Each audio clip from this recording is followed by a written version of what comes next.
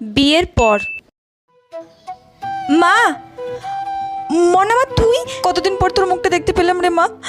তুই তো বিয়ের পর থেকে তেমন আসিসও না। সবই তো জানো মা, তোমার জামাই কাজ কামের চাপে তেমন ছুটি পায় না, আর আমারও সংসার কাজের চাপে তেমন আশা হয়ে ওঠে না। মা শোনো না, আমি কিন্তু বেশিক্ষণ থাকবো না, দেখা করে চলে যাব। মনে শোন মা, আমি কিন্তু রান্না করেছি, দুটো খেয়ে তারপর যাবি।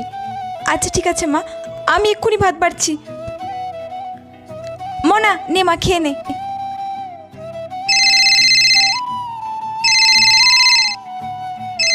আরে মনে মুখের ভাত ফেলে রাখতে নেই, আগে ভাতটা খেয়ে নে তারপরে ফোন ধর। হ্যালো, বলি বৌমা, বাড়ির কাজকর্ম ফেলে সব কোথায় গিয়ে বসে আছো বাজারের নাম করে গিয়ে?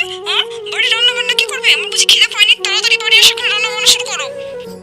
মা আমি আজকে আর খেতে পারবো না, আমি আজ আসি বুঝলে, আবার অন্য একদিন এসে খেয়ে যাবো। কিন্তু মনে কি হলো বলে তো যাবি? কি হলো কি জানি, মেয়েটা তো মুখের ভাত করে ফেলে দিয়ে তাড়াতাড়ি করে চলে গেল হুটোপাটা করে। টুক্কা টুক্কা।